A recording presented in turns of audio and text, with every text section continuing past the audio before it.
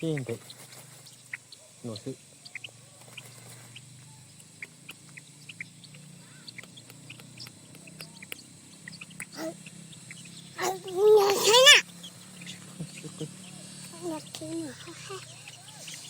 Tôi cho nhìn coi này ăn không à? Mình thử luôn mà ăn. Cái luôn đi hộ.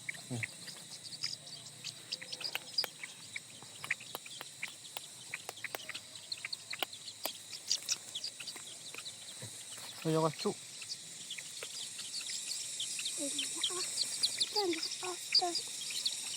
Mình chỉ cần là hút trong được của cuốn chỉ cần là hút.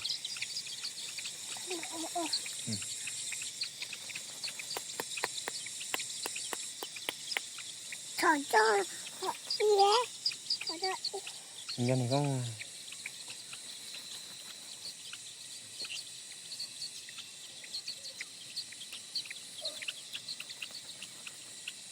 Lên là hốt chữ ỏ. Lên là hốt chữ ỏ. Lên là hốt chữ ỏ.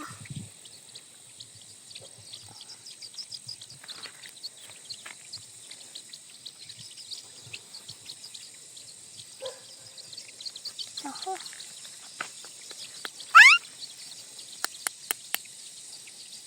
Sợ nó chân à? Hốt đá. chỉ xả lên đi nhân này không?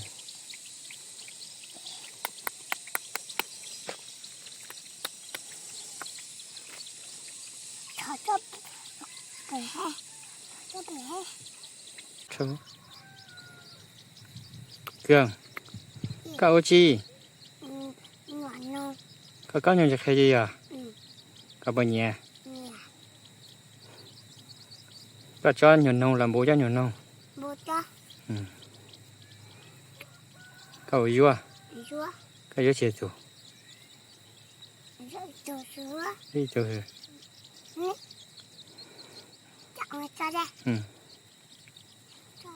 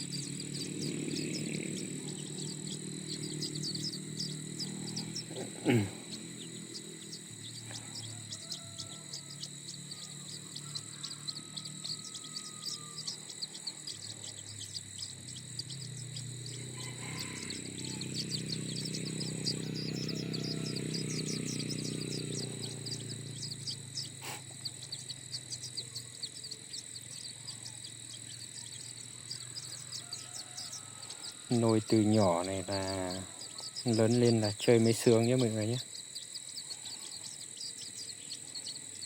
Chứ còn để chín bố mẹ nó dấn lên lớn được mấy tách thì nó không được như ý lắm. Chứ còn mình nuôi từ trứng kiểu này thì lớn lên thì chơi thì còn là hết ý luôn.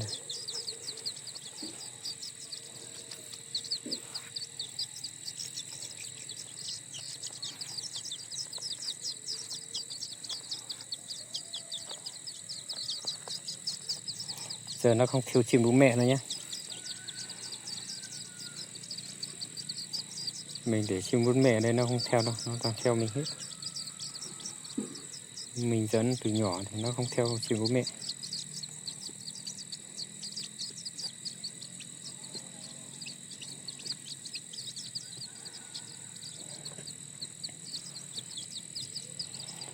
chỉ chụp bàn nó cái xe nó lù xe giống như là trong dưới này bàn nó như dù khó dù sẽ tí lù nó sẽ lù sẽ cua sẽ tí xua xe nhiều này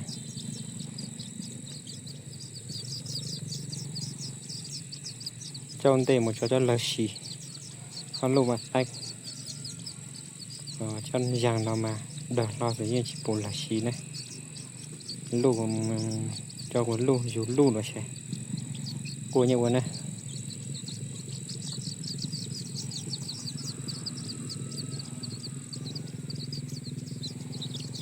cho lù này chỉ cho xe dòng này của tụi nó tô cho nhẹ này họ riêng ra nó này cũng như tô nhẹ sắp kéo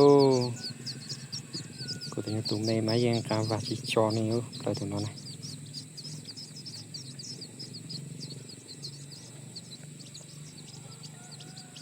là tụi nó lù xe ăn là chỉ sẽ qua giống như này để xưa giống như này